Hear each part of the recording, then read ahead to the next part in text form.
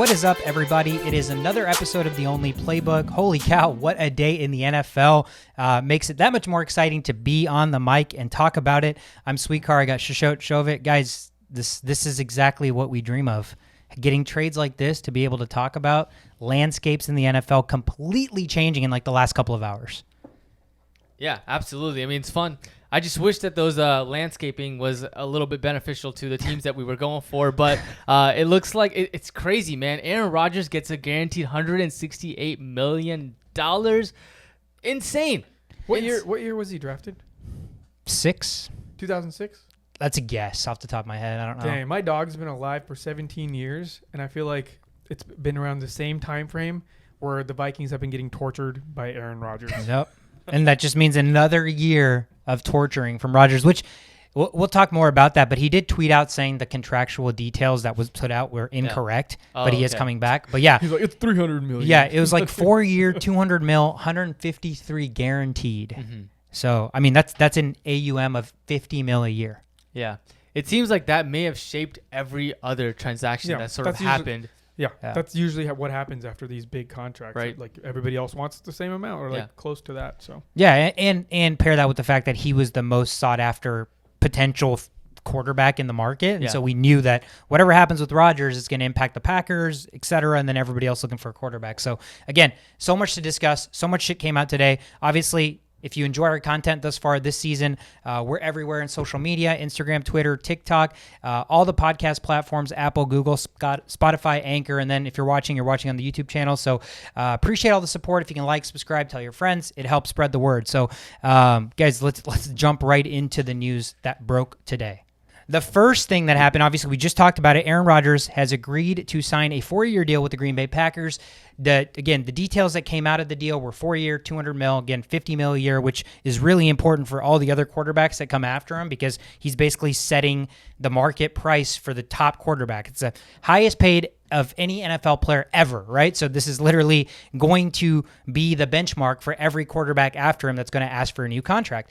Obviously, he came out and tweeted that those aren't correct, so we don't know what the hell. It could be $500 million. Who the hell knows? But what is a fact is he's coming back to Green Bay, and they did also franchise tag Davante Adams. So they're running it back with the core, which means Green Bay is probably destined for another at least 13 wins because Matt LaFleur's never won anything less. Yeah, the two guys that they weren't certain about, at least you've got that core figured out, and now work on everything else that you need to. This is going to be like the worst year for the Packers as far as like overall team structure goes. Mm-hmm. I'm happy for them. Like, I'm a Vikings fan, so I should be hating them, but I don't really hate them. I appreciate their greatness, and I realize what they have to do to continue doing what they're doing.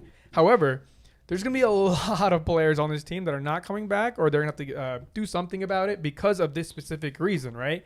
I've been hearing that even Davante Adams is, as you mentioned, he just got franchise tagged. They're going to work out a contract by the end of this week. That's what the talks are. So all that being done, what about players like Campbell, who played so well on defense? What about the Smith duo? These guys are great players that other teams would be like climbing up a crazy type of ladder to just grab, right? So like these are big name players that are and even Amos, their safety, like these are big name players that deserve to get paid a lot, and they're not going to get that money in Green Bay now because of this. So yeah, I mean, again, this is the give and take. I mean, again, we don't even know the contract details, but whenever it got first reported, they mentioned that they were going to backload the shit out of this contract to where they're actually going to be saving $10 to $12 million in cap space next year to be able to possibly sign some of these other guys. So I think at this stage, Rodgers obviously is looking to just win championships, and he's still getting the bags, don't get me wrong, but he's being more team friendly where the next couple of years, which are going to be the prime years before, maybe Adams leaves or Rodgers regresses finally, they're going to want to try to build a team that can contend for a Super Bowl because I think that's the goal. But nonetheless, again, it paves the picture for the NFC North. You have that team consistently being the best team in the division and now running it back with the two best players on their team. I think it's safe to assume that they are going to be the best team in that division again. So again, big news, and what that basically unleashed is a domino effect of every other move that happened in the NFL today. Other big one being, one of you guys break it because I'm tired of breaking all the news. Yeah, Russell freaking Wilson. he is not only a huge part of my fantasy football winnings, but he is now going to be doing or trying to do the same for Denver. They got rid of a bunch of garbage. Drew Lock finally. Players in Denver, family people, just everybody in Denver does not have to worry about Drew Lock anymore. That's a Seattle issue. They did lose Shelby Harris and Noah Fant, which were big pieces of that team, but now they're going to be doing that same thing over there in Seattle. But the best thing for Seattle is they get a buttload of picks, right? 2 first-rounders, 2 second-rounders, a 5th-rounder. They're in pure rebuild mode. However, we don't know the details enough to say that because they might trade for it. They might be getting Kirk Cousins here. We don't know. They might be getting Deshaun Watson after his stuff gets cleared later in the week, next week, whatever. So that's not a franchise that really likes to just give up. Pete Carroll's not that guy. So we will see. We will see if they're going to be starting this rebuild mode or if they're just going to add more pieces to make, a DK more valuable and whatnot. So, but yeah, that's the move. Russell Wilson is now a Denver Bronco. Yeah, that's huge. I mean, the biggest question mark for the Broncos was the quarterback position. You had Teddy and then Drew Lock, which wasn't going to get you anywhere. No. And now you've got that answered. Now you can just go on and win some football games. Yeah, I mean, we talked about it like 2 episodes ago, maybe. Like they were the team that was a quarterback away, and they got probably the second best quarterback on the market, maybe the first, because I don't even know if Rodgers was truly in the market to be traded. But yeah, I mean, again, this is a guy that I think every other team that needs a quarterback would love to have gotten. And Denver, again, I think hit a home run here. This is, like you said, optimal for Seattle because now they have an option. They still have weapons with DK and Tyler Lockett, so they could get a cheaper quarterback, or they could get another perennial quarterback with all of these draft picks that they can now use to trade. So either that, or they're going to completely rebuild and get a young quarterback. I hope they rebuild because that division is not really friendly at this point for the Seahawks. There's a lot going on there. There's a lot of teams on the up and coming stage, and the Seahawks are clearly much lower than them because of this move right here. So yeah, I would be on the safer side here and say they should start rebuilding unless they go and do something crazy like get Deshaun Watson. Then everything's fair. Yep. Yeah, I think that's going to be interesting to watch. But again, I think it's a win-win for both sides. If I'm Seattle, it's tough to let go of a quarterback who it's really hard to improve from. Because those quarterbacks don't come around often. But I think the window of opportunity closed in Seattle. They got a Super Bowl. They went to 2. And the fact that they decided to keep Pete Carroll, the rumblings were it was going to be one or the other. So because they kept Pete Carroll, it seems like this was the logical move. But I think it's a win-win because, again, they're butt-loading with picks and the future, whereas Denver is in win-now mode.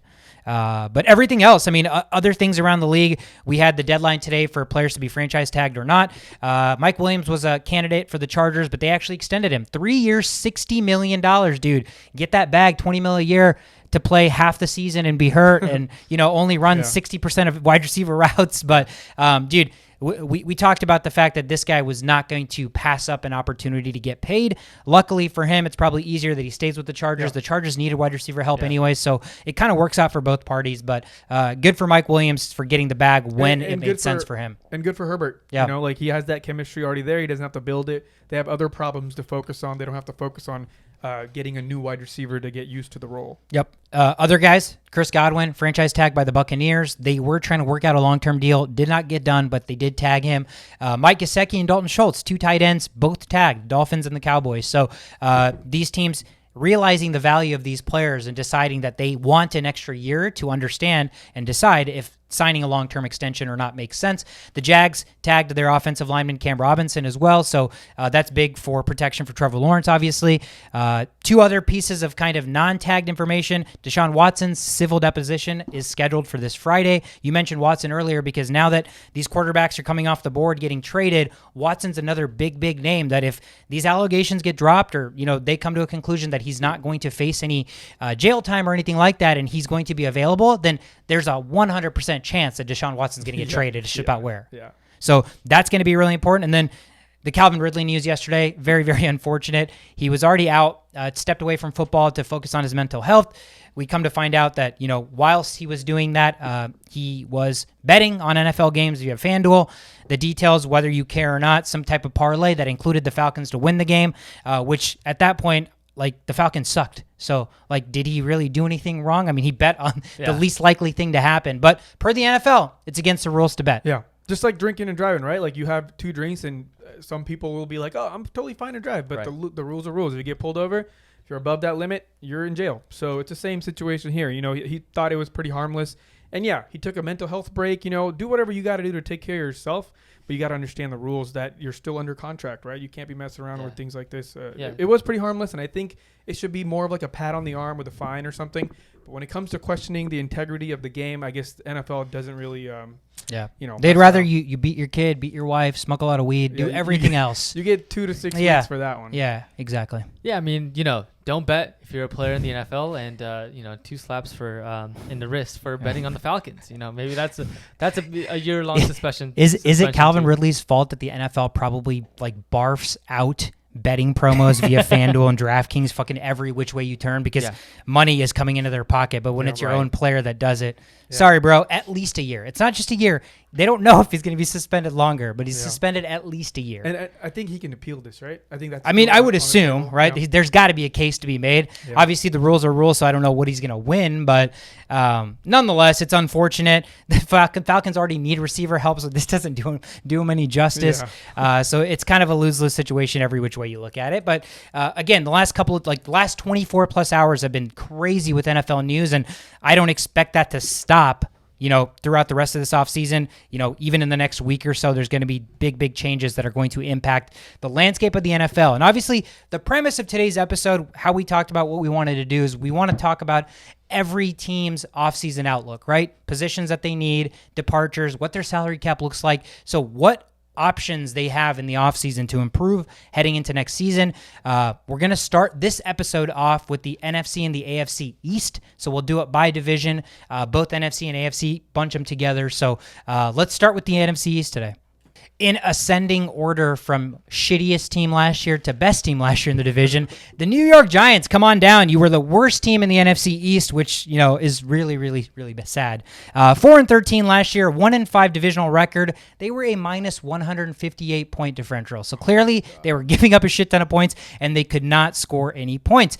The cap doesn't help them this year. They are negative $7.6 million in the hole from a cap perspective. Obviously, there's going to be a ton of players every team in the NFL is going to have in terms of who they can restructure, who they can release to get more flexible from a cap space perspective. But a team that really, really struggled to, be competitive towards the end of the year. They had Jake Fromm QB sneaking from his own 5-yard line on 3rd and 8. So just as dysfunctional as an organization got last year, what are you guys seeing in the offseason that this team needs to do to be competitive? Yeah, I mean, they've already made changes as far as their coaches and their GM goes. Brian Dable from the Buffalo Bills, and I'm sure they're going to try to help out Daniel Jones. You mentioned cap space; that's a big thing. One of the ways they can save themselves $5 million is releasing Kyle Rudolph, which they already did. They already did. Yeah, that's been done. So there you go. You already saved $5 million. So smart move there. Yeah, that was a no-brainer. Yeah, they can restructure Sterling Shepard and Blake Martinez. They have this crazy contract, right? Dude, with Kenny Galladay, that's not helping them at all. Their contracts are awful. They've basically paid cornerbacks and receivers. They paid Kenny Galladay $21.1 million. Sterling Shepard's owed $12.4 million. And those we talked about. What was the biggest fucking theme for the Giants last year? Injuries. Yeah. So they're paying a bunch of guys a bunch of money who can't even be on the field. Yeah, that's what I was going to say. Is you said, what do they need to do? They need to figure this Galladay situation out. They paid him like a RB or a YR wide receiver 1. He did not do anything remotely close to. He didn't even get a touchdown. Did he get a touchdown? 0 touchdowns. No touchdowns, right? I mean, so these things, again, there was a lot of series of things that happened where one thing led to another, and team just got decimated, and then coaches got fired. There's a lot of places that you can point your fingers to. However, a struggling team with a primary receiver getting no touchdowns, that's on the receiver. I don't care which way you put it. It's still a one-on-one situation many times. You have to end the season with at least 1 touchdown. He was just unproductive beyond belief. I could have played that role and maybe done it a little bit better because your best asset is availability. And, I would have just avoided all tackles. So just kept running the sidelines or falling. Would have never gotten hurt. But, yeah, no, all joking aside, I think they should keep Adoree Jackson because cornerbacks are way more valuable than wide receivers in this league. James Bradbury is one of the top 10 cornerbacks in the league. That's $36 million between the two. Yes, that's $36 million. But as a team that gets roasted every time, you have to have good cornerbacks. So that part, I think they can restructure contracts, whatever they need to do. They have a lot of homework to do. This This is like walking into class like halfway through the semester, and you're trying to catch up with all your schoolwork. Yeah. Like, this is not going to work unless they have to revamp everything. And it looks like they're moving towards doing that. They understand they're not going to be winning a lot next year. Right. They're just trying to get all the pieces together, get all the building blocks ready, and then see what the future holds. Yeah, and part of it is going to have to be helping Daniel Jones with the schemes, because he's sort of like the great value Josh Allen, right? And so, one of the things is going to be protecting the offensive lineman. And so he was sacked 38 times in 12 games. So being able to protect him, maybe that even helps Saquon Barkley, right? If you have a better offensive lineman, you can bring in Saquon Barkley. Maybe he can let Saquon borrow his knee. That might be the only way he can help Saquon.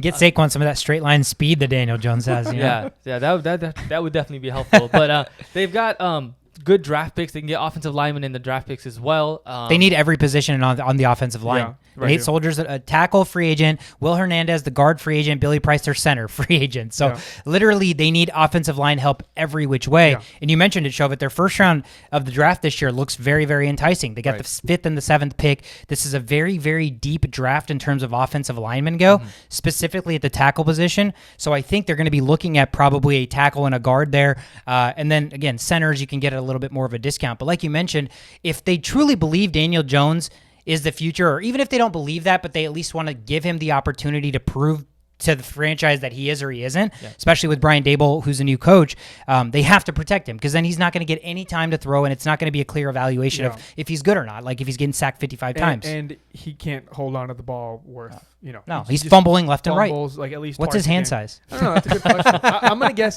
10. But yeah, dude, I mean, again, the Giants, heading into this offseason, they pretty much needed everything. We talk about key pieces that they at least have from an optimistic standpoint in terms of building blocks, young talent. They're losing Nate Soldier, who's an older left tackle, but that's because they replaced him with Andrew Thomas, 23 years old, left tackle. He was the highest graded offensive player per PFF last year for this team, and he's 19th, or I'm sorry, he's 19 out of 83 qualifying left tackle. So which means he's way atop the top of the league, and tackles a very, very sought after position. So I think they have a nice piece there. And then on the defensive side, their strong safety, Xavier McKinney, also 23, also the best graded defensive player for them last year per PFF, and he's 15 among 92 qualifying safeties. So one guy on both sides of the ball that at least is giving them a glimmer of hope is on a rookie scale contract and is showing that, they can at least be built upon. Yeah, I mean, if you're in the NFC East, I think that you've got to be a little bit confident that you can get into the playoffs, just because you have the Commanders, you have the Cowboys that have a lot of question marks, and so I think and the Eagles, obviously they're probably the team that's like is going to be the team to beat, in my opinion. But you still certainly have a chance to get to the playoffs. Yeah, being in the NFC East. Nobody's afraid of the Eagles. You know what I mean? Like, right. Nobody's really afraid of the Cowboys either. No. So it's like, yeah, you're right. You can be this bad. You could be the worst team in the league, but you still have a shot. Yeah. So. Like key changes here and there could get you to the playoffs. Right. Yeah, absolutely. I mean, they have 9 total draft picks this year, so obviously outside of the first round, they still have a pretty deep draft. They have flexibility to be able to maneuver, trade back, do whatever the hell they want, because like we mentioned, their positions of need is everywhere. Offensive line, they need help. They need receiver help. I mean, again, I don't know if this injury bug is long-term, like where we're going to this year see the same carousel, but Sterling Shepard has a history now of injuries as well, and Kenny Galladay, like even if he played healthy for 16 games, like you mentioned, Shishot, what kind of receiver getting $21 million a year couldn't catch a single touchdown in the games? Like, he's got size advantage. He's got speed advantage. Game script advantage. He's got every which way advantage. Like, he's a physical specimen. So now I'm like really, really questioning like who Kenny Galladay is all about and what he's all about. And don't forget, he had a hip injury. That's a big deal. So that's a big deal. I mean, again, the positions of need are plethora. So having 9 total picks is going to help him in the draft. They still have Kadarius Toney, who could step up next year as well. He was also getting hurt left and right last year, but yeah, we'll see. He was one of their higher graded PFF on the offensive side as well. So, yeah, again, for the Giants, it's really not hard to improve because last year was such a shit show. And having, like you mentioned, the change at GM, the change with the head coach, and now having all of these draft picks to work with, I think, you at least have to be optimistic because, again, does it get as bad as it got last year? No. Like, does it get as bad as quarterback sneaking on 3rd and 8 from the 5-yard line? No, it doesn't. Do you think we'll ever see that again for the rest of our lives in the NFL? I hope not. We've seen some weird shit. Like 3rd and that's pretty bad. That is pretty bad. I know that is going to be like the butt fumble for Mark Sanchez in a number of years. It's like, hey, remember Jake Fromm, the guy that quarterback sneaked on 3rd and 5 from his own 8-yard line?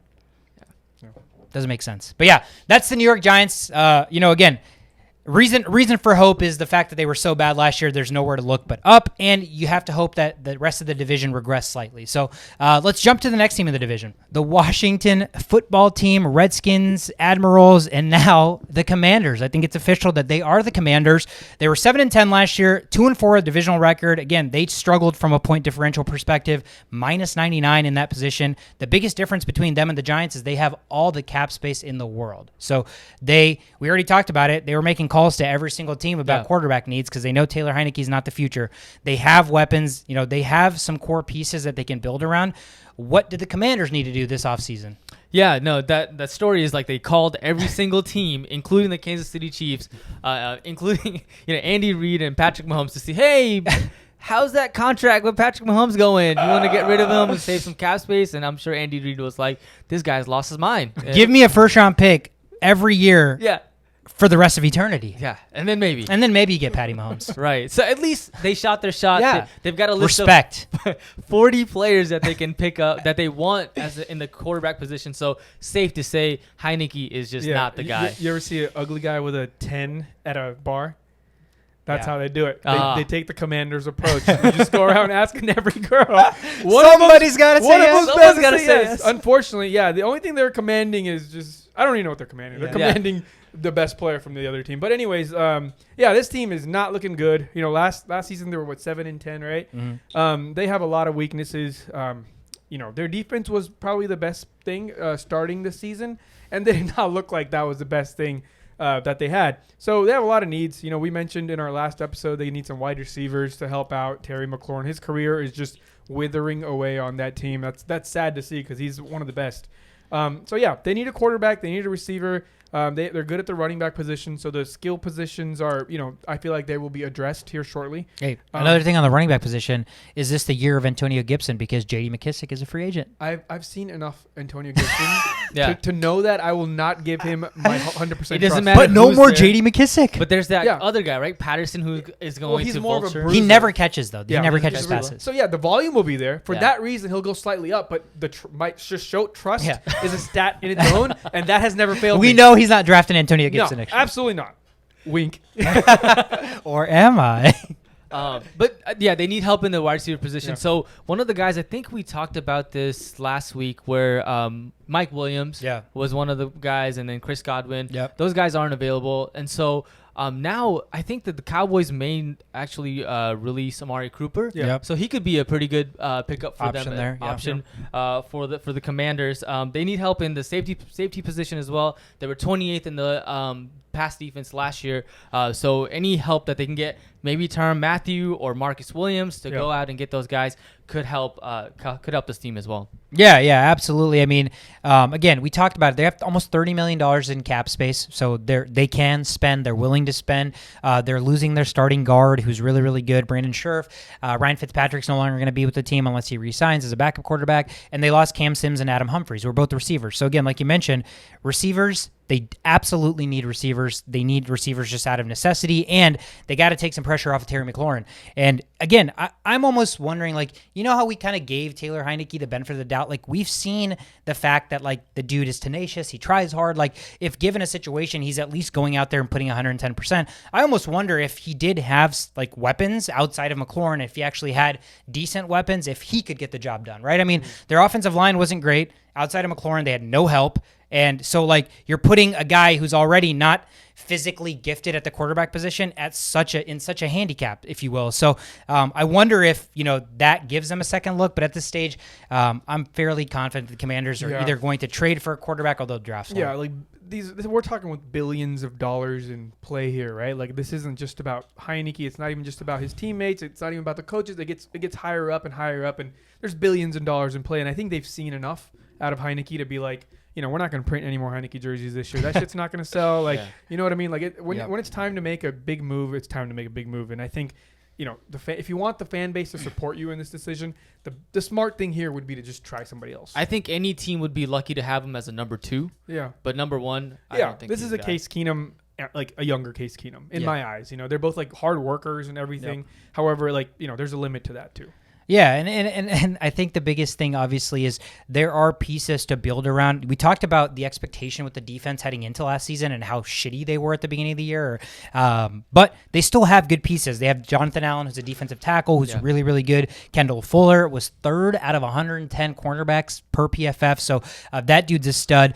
So they have pieces to build around that are young enough to where they can still fit into this win-now window before they got to pay like McLaurin or let him walk, etc. So I think that's why they're so hell-bent on trying to go out and find an established quarterback and not rebuild and wait for a rookie quarterback to take another 2-3 years to get them to the promised land. But it's going to be tough for them to not sign marquee free agents or trade because they only have 5 draft picks and they have no first-round picks this year. So they're going to have to build from free agency, or they're going to have to get really, really lucky with these really, really late-round draft picks, which are very unlikely. Yeah, and don't forget Chase Young is hurt too, so like that's a huge part of what like. There's 3 positions on defense that really, really matter, and defensive end is number 1 on that list.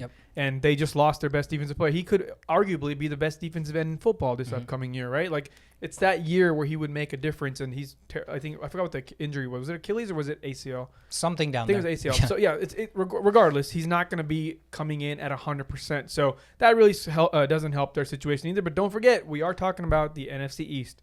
So mediocre play here and there can maybe get you in the finals or the playoffs. I wonder what that call to the Vikings sounded like. I'd be interested to be a fly on that wall if they did call the Vikings, what they were demanding for Kirk Cousins. Yeah, or what the Vikings were demanding in return. I'd be very interested there. But I don't know. Yeah, I mean, do you guys think this team is a quarterback away? Because I still think there's so many pieces that they need. No, I don't think they're a quarterback away. They're not. But the thing is, they need a culture change, right? Yeah. This isn't like there's a lot of hate. There's a lot of like.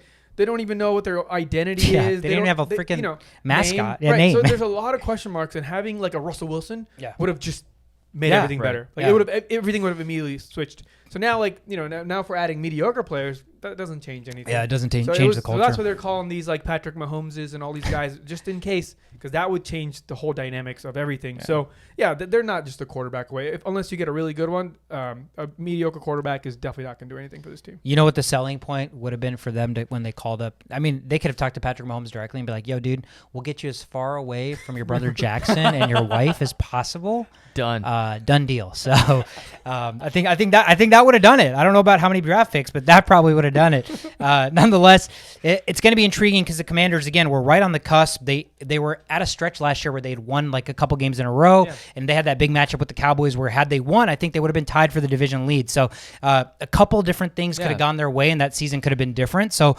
maybe that's why they feel like they're a quarterback away. But consistency was an issue, and that stems with Taylor Heineke's play. I mean, they beat the Buccaneers.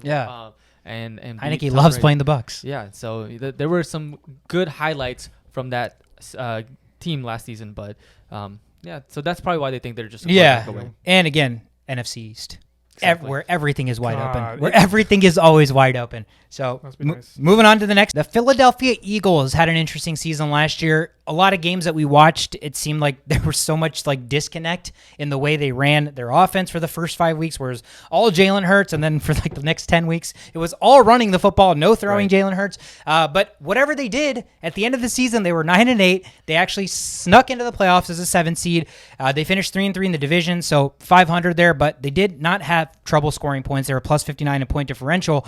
They do have some cap space heading into this offseason. We've talked about the Eagles time and time again in terms of their need. There were a lot of receiver needs, and a lot of these receivers are off the board. Where do you guys see Philly either shopping or spending in free agency or looking into the draft?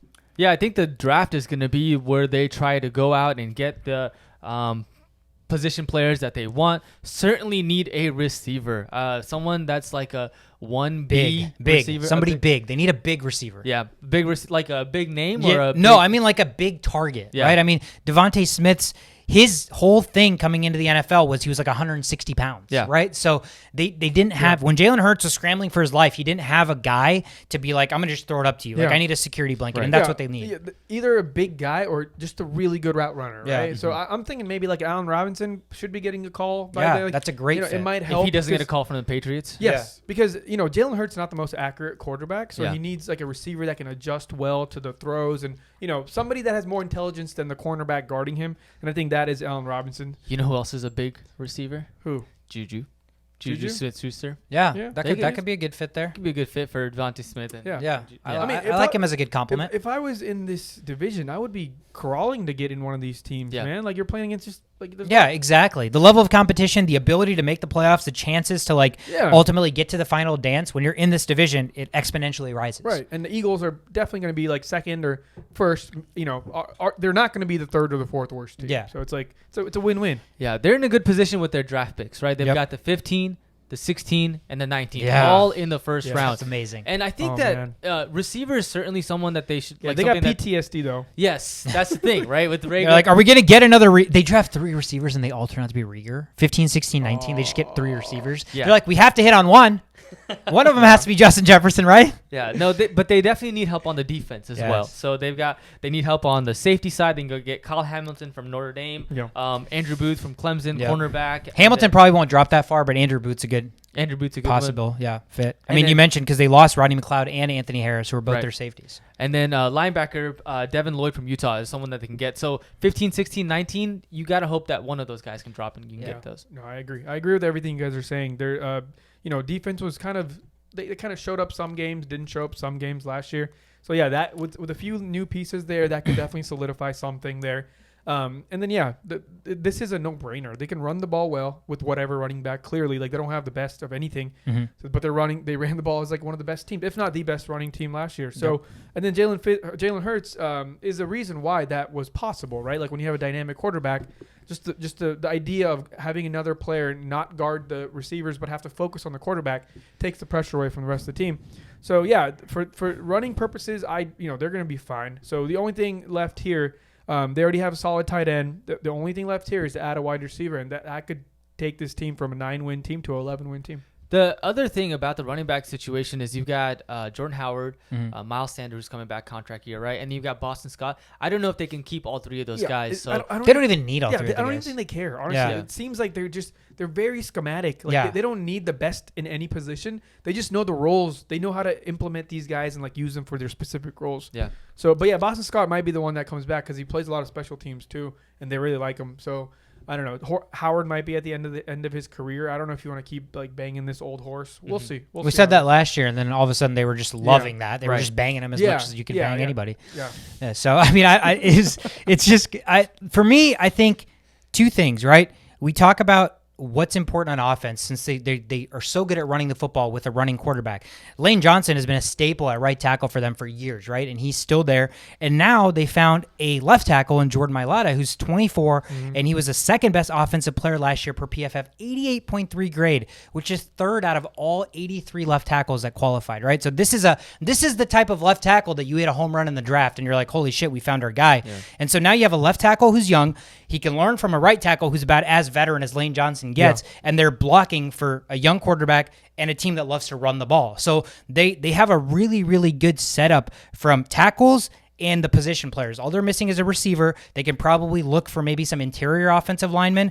And then they still have Fletcher Cox, who's a great defensive tackle. They still have Big Play Slay, who's a shutdown corner. So they're hitting on all of the key positions. So I think they just need like filler guys. And that's where the 11 draft picks come into play, right? I read some of that Fletcher Cox may be released to save cap space. Exactly. Because guys like his backup Milton Williams have been performing better than he has. So he may actually get the boot. And they still have Josh Sweat. He's a very young player. Was he not like the fastest defensive end in NFL history? Yeah. Was it before this guy that just Jordan Davis just ran it? Like, I'm pretty sure he ran a 4.4 or a 4.39. Jesus. Okay. Yeah. Like that's for defensive end, dude. Yeah. So I mean, he's still going to be there. They have the pieces they need. I think if they add another edge rusher there too, and with 11 picks, you can easily find a couple of those here and there. So yeah, I mean, this team is what you need when you have a team that when you have like a below average team, the chances of you making a Super Bowl is, slim to none, unless you're the Bengals, right? So some of those things, sometimes it works out.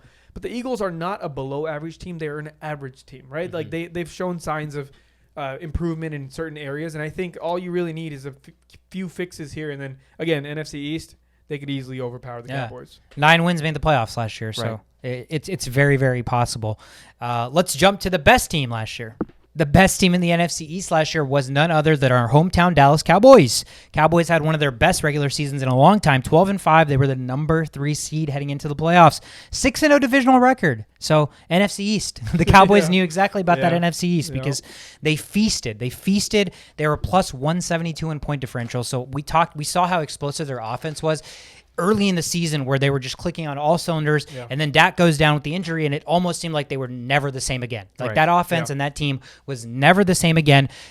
Couple of things that came out today. I think Dak restructured his contract, and so he got that cap hit down because he was getting paid like $40+ million. And Zach Martin also restructured his contract, so they were negative $16 million in cap space prior to that. So I know that's going to help things around. You mentioned that the report came out that they're probably going to release Amari Cooper, who's owed like $20 million next year. So they're definitely going to have some flexibility from a cap space perspective. But like, what's the issue for the Cowboys, guys? Because their defense, we know they had holes. We know they were like a bend don't break defense. So yes, they could probably fit a couple pieces there, but now you're losing Amari Cooper. Now the once like position that was like plethora with Gallup, who they're going to re-sign, it looks like Gallup, CeeDee Lamb, and Cooper. Now you lost Cooper, right? So now you're back to Gallup and CeeDee Lamb. When Gallup was the number 1 receiver, honestly, it didn't seem like he was able to perform when he was drawing the number 1 corner and majority of the targets, right?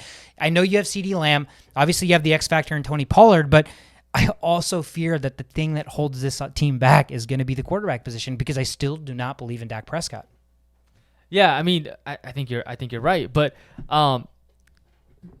Dak Prescott was a lot better with Amari Cooper on the field than he was with Michael Gallup. You can look at the QBR ratings and they'll back it up. But you know, Gallup is a hometown guy. He's from Dallas, and so maybe, you know, you say that the quarterback is the person that's holding them back. I think it's Jerry Jones holding him back, because Zeke got paid stupid money, $96 million for 6 years, something like that, right? Something outrageous. And so now, you know, I'm sure that he just wants to double down and like say Zeke is the guy. And I think that the Cowboys are exposed because their whole bread and butter in terms of their offense used to be Zeke being explosive and being able to run the ball well. And then you have Dak Prescott that kind of complements that as well. And now that Dak Prescott's not doing well, neither is Zeke, and they don't want to go to Tony Pollard. They don't have that good of an offensive lineman as they used to. They're just not the same team anymore. So I feel like, you know, they've got a lot to work on. Their defense is probably still going to be good, if not better next year, but their offense and that offensive line needs to get help. I have the exact opposite opinion. So I think this offense will be fine. It's not like, yes, we see like Zeke getting, you know, declining significantly. We'll see Cooper leaving and everything. And yeah, Dak is not that guy, right? Like, but he's still above average. And this offense is still in the NFC East. They're playing against defenses that are trash, you know, borderline trash. And, you know, with the firepower that they still have, and with, you know, the right coaching staff, which they still have, I don't think offense is the worry here. You know, they're still plus 175 point differential. That's like when I give like little kid comes over to play Madden, I give him the controller that's disconnected. Like, these are the kind of numbers you'll see, right? Like one team just overpowering. Yeah. So offense is not the problem. I think the defense is actually the problem. We hear the big names on defense. We hear the stacked defensive line and the important cornerback that they have. However, in crunch time and in situational football, they're allowing just things to happen. You know, things are still happening. They're still Cowboysing the Cowboys, right? And it's not because of talent. It's not talent's not the issue.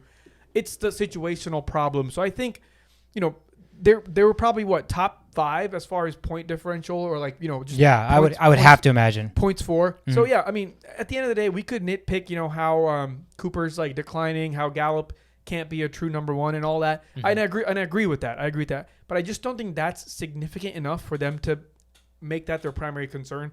I think the primary concern still needs to be a consistent defense, because this defense is strictly like a scavenging defense. It's like they're just ball hawkers, right? At this point, they have a good defensive line. They force pressure, and then it's like anything can happen in the secondary. Like, either it's a big play on them or they create the big play. So I think they just need a little bit more consistency on defense. And I think the offense also needs more work as far as getting Pollard the ball more. This running up the middle is a dying trend. You know, I hate this. As a guy that believes in running offense, I still think it should not be the primary focus of an offense. It should be just the complementary situation to your passing game. So, you know, Cowboys are very much still they still believe in running the ball a little bit too much. Like, they have the firepower. We've seen them with what they do when they just unleash the passing game, but they still tend to run up the middle with Zeke a little bit too much. Run to the side with Pollard. Like, look at these new age coaches. What are they doing? They're spreading the field around. They're using different players, so it's not predictable. But the Cowboys are still like, let's run up the middle. Like, that's the most predictable play in football, and they're still trying to make that their baseline, which is not going to work. I think they had the most successful when Dalton Schultz was on the field last year in that personnel, so I'm glad that they brought him back. I think he's going to definitely help that offense more. So, kudos to them to making those right moves there, but they're just not going to go that Pollard route, man. They just think Zeke's the guy still, and I disagree. I think it's Pollard time. But so you're not wrong. I think all of these facts are true about the Cowboys, right? I think they need to understand that, in hindsight, we debated. I remember talking about this, not on this podcast didn't exist, but when Zeke got drafted, who was the other guy that the Cowboys could have drafted that they passed up on? Number 5 overall, got drafted by the Jacksonville Jaguars right after the Cowboys. Fournette? No. Oh. Cornerback, Jalen Ramsey. Oh, yeah. So, and the Cowboys needed cornerback help. Yeah. So they were like, are we going to solidify our defense to get a shutdown corner? Are we going to get a flashy running back at Ohio State when running backs never go top 5 anywhere? That just does not happen unless you're otherworldly talent, right? So dating back to that, yes, in hindsight, Jalen Ramsey is a shutdown corner, right? The value that a shutdown corner provides you versus a running back who's above average, it's second to none. Yeah. But extending Zeke, giving him that big contract, I think they need to look themselves in the mirror now and be like, Zeke being owed $18.2 million a year next year when he's not even the best running back on the roster, that doesn't make sense. Hey, Zeke, it's been a nice fucking run. Either you have to restructure and give us a team-friendly contract, or this could be one of those cap space casualties, right? Yeah. And that's the thing when, I'm thinking about the Vikings and how there's so many players that over the last 5-6 years have grown close to, and I would hate to see them leave, but for the greater good of the team, which we're team fans, we're wanting the team to succeed and do well, Zeke is a huge casualty here. And so if he can see, I still want to be part of this team and I want to win a Super Bowl, Zeke should be taking a pay cut substantially because he's not on the field enough to justify getting that much money. And then the last point just showed, I agree with you, their problem is definitely defense because look at all these pending free agents they have. Safety, Keanu Neal. Linebacker, Leighton Vander Esch. Safety, Jaron Kearse. So they're already safety, Malik Hooker, right? And linebacker Randy Gregory, who was part of their edge rushing. And might I add, DeMarcus Lawrence declined a contract restructure. So what that situation is going to look like, I don't know. DeMarcus Lawrence last year was 4th out of 107 qualifying defensive ends with a 90.9 PFF grade, right? So that dude is a game-changer, difference maker. Him, Randy Gregory, and Micah Parsons were the revolving door of, havoc. Gregory's a free agent. DeMarcus Lawrence doesn't want a pay cut. Yeah. So Micah Parsons is the only guy you have left. So that defense that was we're going to mask the inefficiencies of the back 7, now all of a sudden only have one guy rushing the passer. Yeah, that's not a good sign. That's not going to work. So they're going to have to figure out a way with their 6 draft picks. They have the 24th overall pick in the first round to either, trade up or just draft solely on the defense because there's too many guys that are going to be leaving this team. And like you said, you think the defense is going to improve. I'd actually argue that if they don't make any changes, just naturally this defense is going to regress. I think Zeke needs to start looking at apartments in Miami and trade him for Xavier Howard. Yeah. And just, honestly, seems like he doesn't want to be there. Yeah. He needs to not be here. So I think that swap would be pretty beneficial. Dude, that would be insane. That'd be good. That'd be good for them for sure. So, again, the Cowboys are in a weird situation because, yes, they won the division handily last year, right? Yeah. They were a good regular season football team, but we watched them play, and it always felt like there was something missing. There's something that's not taking them to the next level. And I don't know if it's Mike McCarthy's execution in late game crunch time where he's notoriously been known to be bad, right? Yeah. And then you have the overarching hierarchy of somebody like Jerry Jones just breathing on top of your neck 24/7. And the Vikings were a perfect example of how fear-mongering and that culture is really toxic this day and age. And it does seem like Jerry Jones is everything that happens, be well, we got to clear it with Jerry first. It's all running through Jerry. Yeah. And that's the problem with the $18.2 million to Zeke. Right. So maybe it's you kind of rebuild or just don't really care too much about this year and hire Sean Payton next year. Oh, dude. Wasn't there rumors that Sean Payton wanted to come to the Cowboys? Yeah, I mean that could if the Cowboys have even another season identical to that last year where they're 12-5, they're the number 3 seed and they get bounced in the first round. Yeah. Right. Mike McCulloughy's gone. He's gone. Oh yeah, he's gone. So that would be a match made in heaven. So if the Cowboys are thinking long game or the end game, then yeah, Sean Payton is the end game. So I don't know. That's the NFC East. So let's jump over to the AFC. From shittiest to best, the shittiest, known as the New York Jets last year, 4-13, did not win a single game in their division, minus 194 point differential. That was a little kid that came over. Yeah, that was the kid that you beat 195-0 in Madden. Yeah. But they are a mess. This is a team that is the example of there is no wrong move in terms of adding better players, right? They need everything. The good thing is they have a shit ton of cap space to get there. They have 10 draft picks. So this is a great offseason for the Jets in the sense that they can go out and spend money on whatever they want or whatever they think of value, and they have enough draft picks to build something. And so a team that really has nowhere to go but up and has all of this capital and draft capital, where are they looking to get better? Yeah, I mean, on both sides of the field. Everywhere? Offense and defense. So there's two ways to look at this. You can either A, help Zach Wilson, or B, revamp that defense because that defense allowed the franchise highest 508 points this year, right? So awful. Yeah, just god awful. So if they do decide to restock the defense, they need a safety help. Terrell Edmonds from the Steelers, he's a guy that they could go out and get. They had only 7 interceptions last year, so it's not going to cut it. Yeah. Their defense, like I said, needs help. On the offensive side, I think that they definitely need someone to protect Zach Wilson. And this is where the question comes, well, do you go to the draft or do you use your cap space that you have? And I think that they're definitely going to utilize the draft to get an offensive lineman or tackle to help Zach Wilson not kind of run it with his, what do we say, chicken with his head cut off. Yeah, chicken with his head cut off. And definitely another receiver and a tight end, just more explosive players that can get the ball and targets from Zach Wilson. I agree completely. It's like when you buy like a brand new laptop, you got to get the insurance on it, right? Yeah. Like Zach Wilson is that laptop, but he's getting thrown around and there's no protection. There's no case on it. Doesn't have a charger. Like he's got nothing. You just gave him the laptop. Yeah, exactly. So it's like that's not going to work. So they need to definitely fix that lineman situation big time, and I think they will because this draft is pretty stacked with a bunch of good linemen. I don't even know if it's just because of the technology and like we're getting to see more camp data. Like it's all over my pages and how all these offensive linemen are like the best we've ever seen.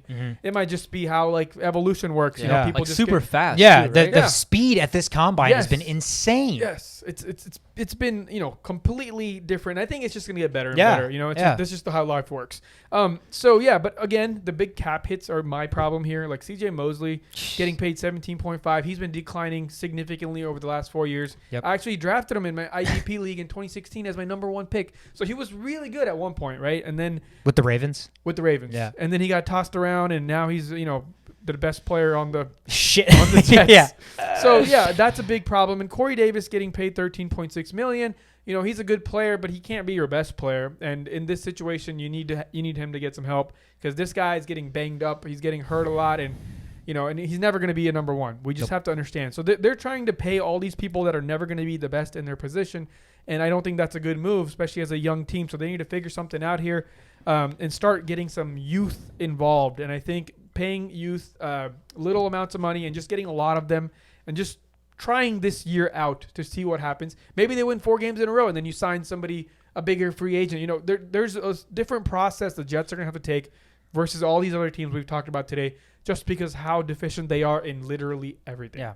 Everything and anything is a need, right? I mean, you talked about the cap hits. You talk about these guys that are perennial free agents, right? So they're losing Jamison Crowder and they're losing Keelan Cole. We already talked about the receiver deficiencies. Corey Davis, who's getting paid way too much money to not be productive.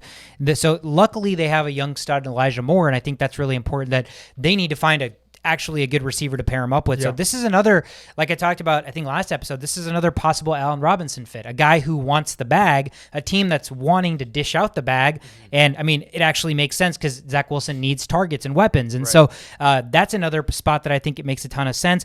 And I wouldn't be shocked if the Jets are one of the teams that actually delve out money for a big name free agent lineman, because again, there's positions in the NFL that you pay way more than other positions, right? And when you have this much cap space and you have nobody on your offensive line and you have a quarterback of the future, the one thing you want to do is get one guy at least on the offensive line who's established, who's really good, who can at least lead the rest of the guys, who can be the veteran, who can be the presence. And so I think the Jets are going to go out and at least sign somebody in free agency just because they have the money to do where other teams may not have that. But I also would not be surprised if with all of their draft picks in the first round, 4th and 10th, right, that wouldn't be surprised if they're loading up on the offensive side of the ball to protect Zach Wilson. And also, again, improving in key places like edge rusher, cornerback, and probably linebacker on the defensive side. So again, there's really no wrong decision unless they just, become the Jets and do something stupid like give $40 million to Zeke or some shit. It's just some Jets type of thing. Again, they're in a good spot. They have the draft picks. They have the cap space, and there's not a position that they don't need. Maybe outside of quarterback, but that still remains to be seen. So I think for the Jets, similar to the Giants, similar to these New York teams, there's nowhere to go but up. All right, there's nowhere to go but up. So let's hope the Jets at least, because I feel like the one other thing, the last note on the Jets is, for as bad as the Jets have been, I feel like throughout the course of our football watching, they've always had a pretty good defense, right? I feel like, if their offense sucks, if they got Mark Sanchez or Chad Pennington or a bunch of like noodle arm quarterbacks, the one thing they'd always have is at least a good defense, like Darrelle Revis. They'd have defenses to give their offense a chance to win despite their offense being shitty. And now it's just like 508 points last year. You already have an atrocious offense. Like this is like a pair that's like two of the worst of their kind. Yeah. It's going to be interesting to see which route they choose. Do we want, we just got to protect Zach Wilson, forget the defense, or do they just keep the offense as it is and focus on the defense? Because they were both really bad. With the money in the draft picks, I don't see a situation where they can't do both. Yeah, they can definitely do both. 10 total picks and $38 million in cap space. Yeah, you can do a lot of things. Yeah, so future should be bright for the Jets unless they outjet themselves. The next team on the board, the enigma that is the Miami Dolphins, who finished last year 9-8, above 500 after they strung 7 wins in a row after starting the season 1-7, 4-2 in the division. Didn't score enough points. I think that's kind of the key for them, is they were minus 32 in the point differential category. Obviously, they have new hiring with Mike McDaniel, so there's a huge change from that aspect. The firing of Brian Flores, and boy, does this team have some cap space. $60 million to spend. That's before any restructuring. Before any other actually in-house moves that they can do to create even more cap space. And you're looking at a team that, in terms of the biggest cap hits next year, are their 2 cornerbacks, Byron Jones and Xavier Howard, right? $16 million each, which that's not a bad place to delve out that much cap space, right? Because their staple had been their defense, and these cornerbacks are very, very important. Again, if you have huge deficiencies everywhere else on the defensive side. So it's a pretty solid place for money to be spent on. And then you're looking at these free agents that they have. I talked to you guys about this before. They have no running backs outside of Myles Gaskin, right? All the other 4 running backs are free agents. We talked about it early on. They did tag Mike Gesicki, so they bring him back as a weapon for Tua. But where are you guys seeing, with 8 picks, $60 million in cap space, where should the Dolphins go first? Yeah, these are the first play is going to be on the offensive line. I think you got to be able to help Tua. They had one of the worst pass protection last year. So whatever you can do to bolster that offensive lineman, you go out and do. The next question mark is going to be on the receiving core. I know they've got Jalen Waddle, obviously stud, number 1 receiver, but Devontae Parker may or may not. Prone. Yeah, he's in the Mike Williams category for me. He has so much promise, man. That dude's so talented, but he can't stay healthy. There was that one game where I needed just 10 catches when you needed Waddle to do good. Just one catch or something like that. 1 point, something ridiculous, and he couldn't do it. But Waddle went off. But I think Devontae Parker, his question mark of whether or not he's going to be on the team or not, presents other opportunities for them to go out and get some receiving help. Whether they do that from the draft, if there are receivers that are available, free agency is kind of getting it's the list shrinking. is condensing and shrinking a little bit. So it's going to be interesting what they do there. But yeah, just offensive linemen help Tua. This is the main goal here. Yeah, that's definitely a primary concern. If you were to give me any team right now and be like, here, fix this, I'm choosing the Dolphins. Because first of all, you know how they say real recognize real, right? Well, nerds recognize nerds really well. And this new head coach is a nerd to the T. Yeah. He just loves the game. He loves studying the game. He loves everything about the game, and he knows how to win the game. So, if Kyle Shanahan gives you the keys to his running game, he's like, here, run stuff. And it succeeds, you're going to get hired as a head coach somewhere, right? So, and I'm not going to say he's going to change that method. And he's not coming into a system where he already has players that he has to maneuver around. There are no running backs available, right? It's just Gaskin, who's pretty talented. He wasn't used properly, and his linemen sucked. So I think Gaskin would be a good fit for this system. And it's not just going to be Gaskin. The head coach now has power to, draft a new running back. Dalvin Cook's little brother would be running all over the place with a system like this. So there's a lot of maneuvering he's allowed to do. With that much money, with this many picks, and with this much freedom, that's like a football nerd's dream, right? So this is and not just to put down players, but to give you a good analogy, it's like how some players, like when we used to play Madden back in the day, like they could use any team and win with any team, right? It doesn't matter what team you're using. Well, that's not on the players. That's on the person using the players. That's on the system, right? Because if you have a good system, you can find the flaws in every scenario and adjust. And I think that's why this is such a key piece. Having a young quarterback, having all this money and all these picks to just do whatever you want with it, it's like a Christmas present for a football nerd. Yeah. So I think all this is just going to work out really well. And, players like RG3 have already come out and said he's an evil genius. Like, this man knows exactly what he's doing. And George Kittle, just the other day, he's like, he would want Mike Daniel on, like, he basically said he wants to retire with Mike Daniel. Like, he's like... Mike McDaniel.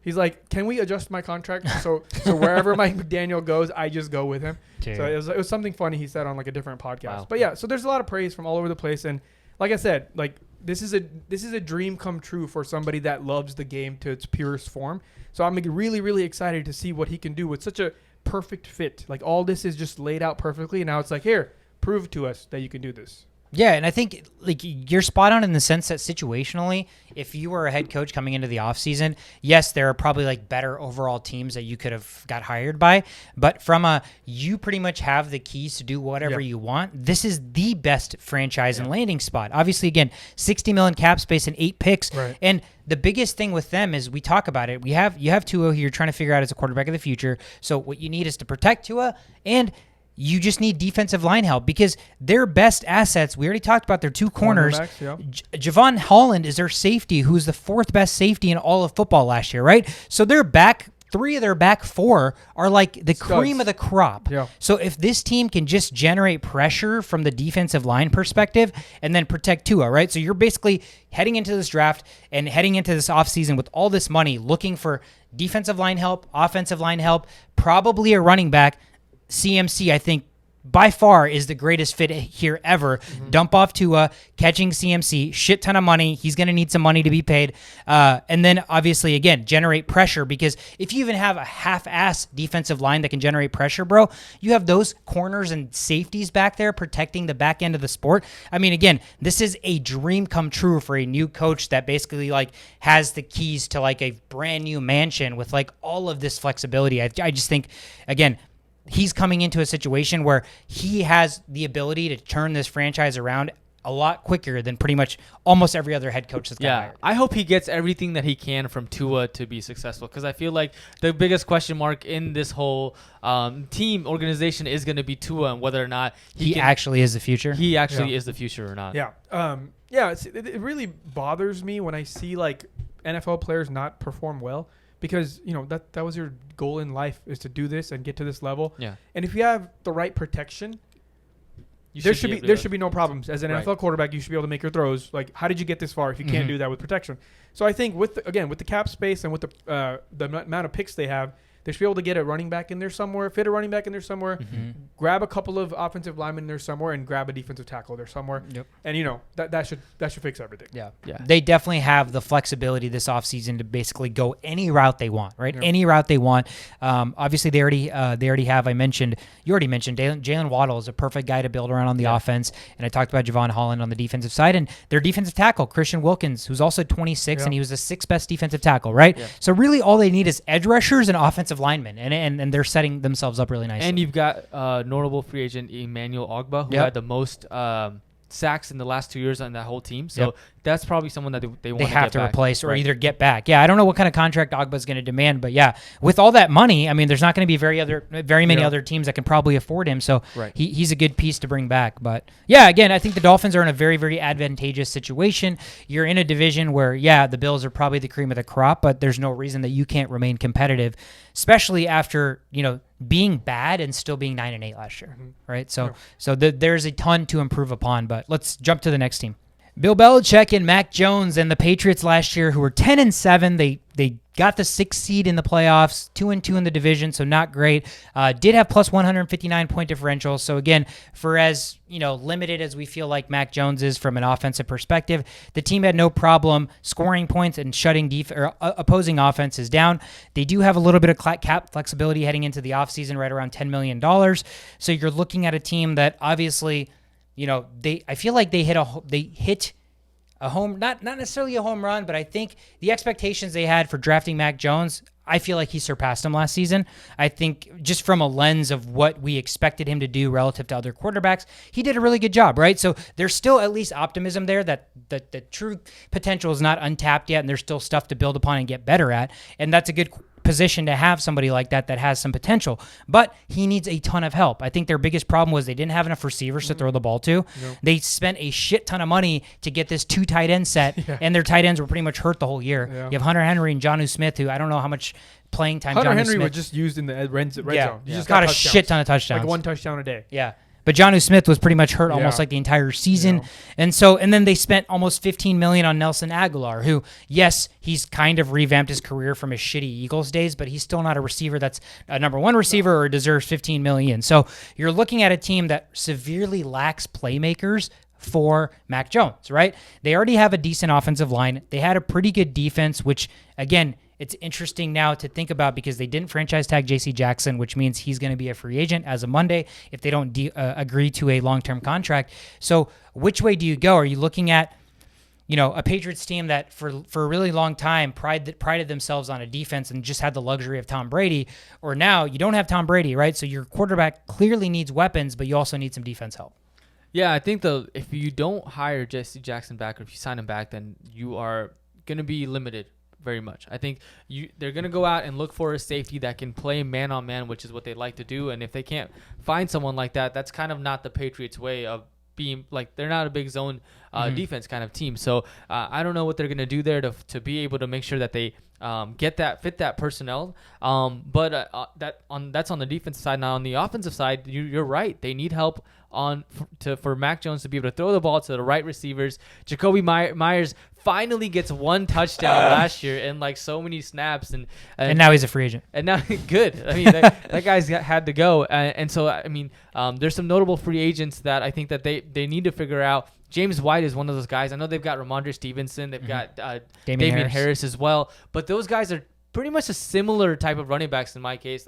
Like, they're not the pass catching running backs that James White kind of brings in. So they're gonna have to kind of change the way they do business around there and how they try to win games. So I mean, better receivers is the main thing there. That's obviously the best answer here. Yeah. You got to improve the wide receiver situation. If you take this team, if you take this core and move them to a different division, like let's say NFC East or whatever, they're not gonna do too well. What I meant to say was, like, you can move this team and leave the coaching staff behind. This team is trash. Yeah. This team is absolute trash. Mm-hmm. The only reason they're doing whatever they're doing is because of this insane system they have in Patriots land. And doesn't matter. It seems like it doesn't matter who's on the team. That was the worst Patriots team, like skill position wise, everything wise, I've seen ever in my life. And they went 10-7. Mm-hmm. Right? So, like, with the rookie quarterback. So it's like, at this point, I feel like a fool to try to tell them what they need to be doing, because this team knows exactly what to do always. Yes, they lost J.C. Jackson, and that's alarming, right? That's alarming on so many levels. That arguably, throughout the year, like by week 8, people were saying that's the best cornerback in football, right? So it's like you lose key players like that. Like the Rams, if they lost Jalen Ramsey, they're screwed. Yeah. They're going to have to redo all kinds of stuff. But we're sitting here knowing the Patriots will be fine, right? As long as they have those two guys, up there, like just taking care of business. It doesn't matter who's out there on the field. And that's so crazy to me because I have never said anything like that about any other team. You know, even the Packers, they lose a couple pieces there, they're screwed. Any team can lose their best players and be screwed, but the Patriots don't even have a best player. They're just out here just playing systematic football and going 10-7. So at this point, that can only get better if they add significant weapons, right? So I think weapons is the key here. They have 7 picks, not too many. And they only have a first-round pick, a second-round pick, and a third-round pick. That's basically it as far as like the higher end. Yeah, picks. The first 2 days, yeah. So, you know, it's like, what are you going to do here? You're just going to give the keys to Bill Belichick and be like, here, continue doing whatever you do. Yeah, I mean, as far as like their drafts with who they're gonna go get, I can't see them getting anyone besides someone in defense. And like the one game that comes to mind is the Colts game where Jonathan Taylor just runs over the Patriots and the Colts ended up winning that game. So someone that can cover a greater length of the field as far as a linebacker, like a faster linebacker, I can see them trying to go out and grab someone like that as well. Yeah, I mean, you think about these names, right? The Patriots for years have been able to be successful because of the system and because they've had like staples on that defense, like Devin McCourty, free agent, Dante Hightower, free agent, Kyle Van Noy, free agent, Jamie Collins, free agent, right? So those are 3 linebackers and a safety that have been staples on that defense for years. They're all free agents. So, yeah, the Patriots system has been so phenomenal. I'd be really interested to see how this defense can bounce back after losing this many names this offseason.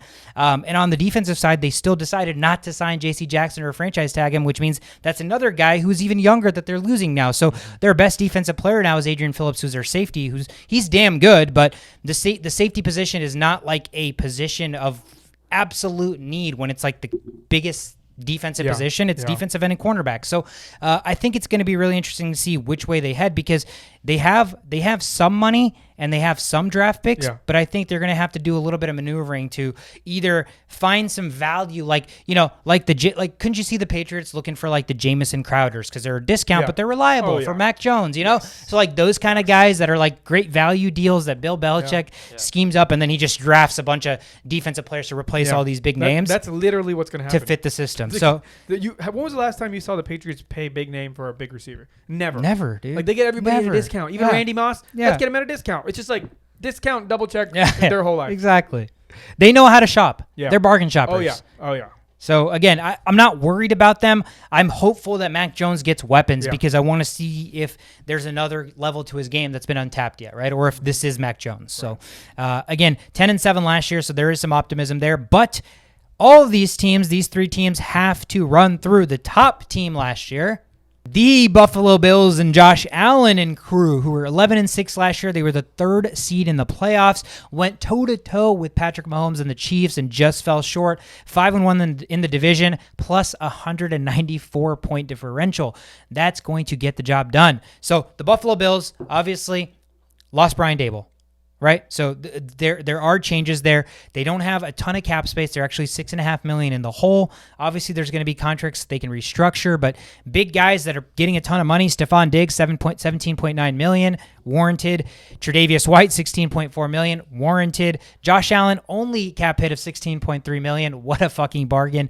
And then you got Tremaine Edmonds, $12.7, and their left tackle. So this team has done a really good job of paying the right positions. And right now they're still in a window where Josh Allen's cap hit is still not the extreme amount that it's going to be in a couple of years or so. So this team was so close to beating the Chiefs and getting to that AFC Championship game. So they probably feel like they are, 1 or 2 pieces away from running this thing right back. What do they need? Yeah, I think you're right. I mean, you were in the AFC Championship, right? The AFC. You're one possession away. Right, one possession away from the AFC Championship. It just seems like they would be. Yeah, I know exactly. Right. Anyways, but yeah, they're so close, and I think that you're right. They're only 1-2 pieces away. One of the things that they need to do is figure out their cornerback situation because they did. Tre'Davious White, he did tear his ACL, right? Levi Wallace is set to be a free agent. Yep, that's big. So you definitely want to be able to still have that strong pass defense, which they had last year. One of the things that they weren't, I guess they were average on, is the run defense. So they were 13th in run defense. So it's trying to figure out a way to bolster that run defense, getting the linebackers that you need is probably what they try to go to. But I mean, everything else kind of seems like they're looking pretty good. Run it back. Let's run it back. No, that's exactly what the situation here is. I'm a little concerned losing your defensive coordinator or your offensive coordinator. does kind of change some things up. I think that is that's just telling us how much more they believe in Josh Allen. I think he's going to get a little bit more of the keys to like kind of run the system how he wants to. And as he should, right? He's a playmaker. He's one of the best quarterbacks we will see in our lifetime as far as abilities are considered. So I think, there's no issues with the passing game. They just forget about that one. Doesn't matter who's out there. I think they'll figure it out. Running back situation, again, they've been using lackluster running backs their whole life. We haven't seen like a big name running back play for the Bills since maybe like who? Like Marshawn Lynch? Yeah. I mean, even Frank Gore was at that point wasn't as. So it's like maybe they could use one, maybe, move some things here and there, get a bigger name guy to kind of make that system like a little bit better. Yeah. But again, their biggest problem is definitely the defense. And now, going up against all these powerhouses in the AFC, you're going to want to have a good defense. You can't just keep scoring 50 points and losing, right? Like that's unfortunate, but that's the reality of this new age of football. So you need a good defense, and they don't, after losing these players, it's going to be tough. They're building a new stadium right now and everything. So they're like the culture is at its peak. Yeah. This is the best Bills culture as far as like team chemistry. Everything's considered. They're at the peak. I picked them to win the Super Bowl last year, week 1. And I don't see why I would not do that again this year.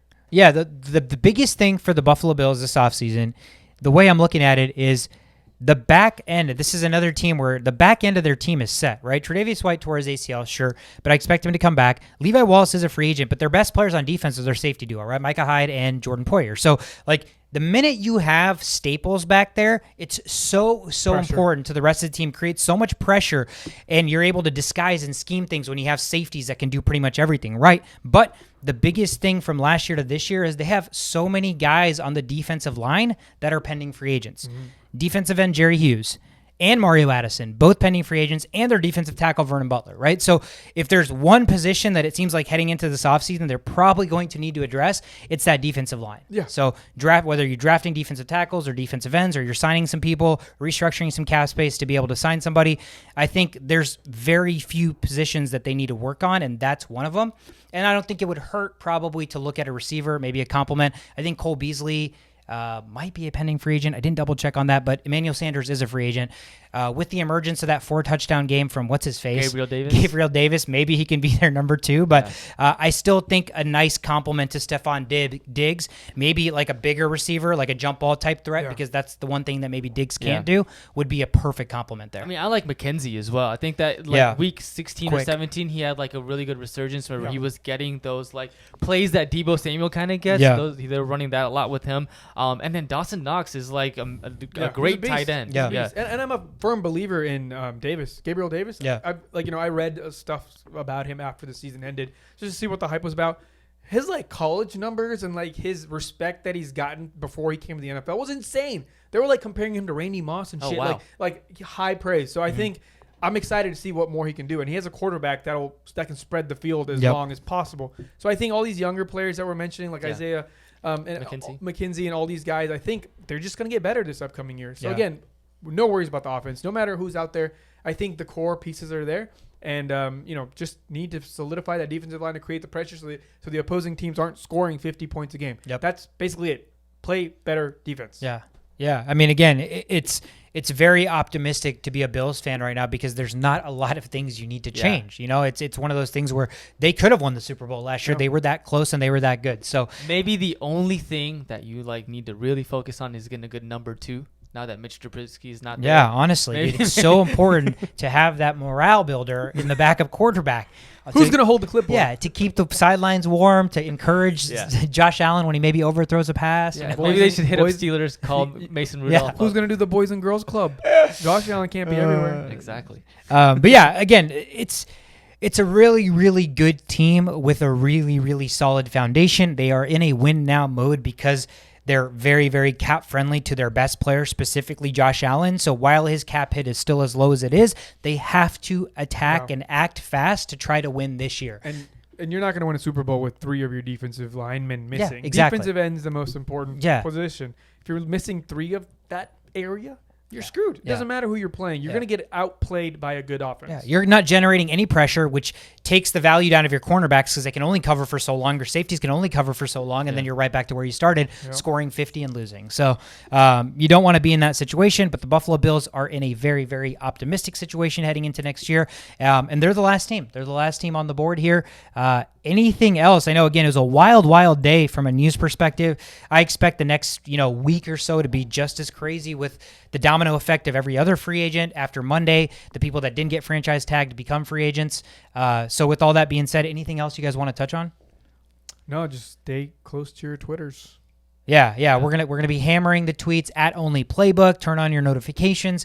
Thank you guys so much for tuning in. What a wild day. Again, the wildness does not stop. Let's hope it continues so that there's much more content for us to be able to cover. With that being said, we're the Only Playbook. See you guys when we see you.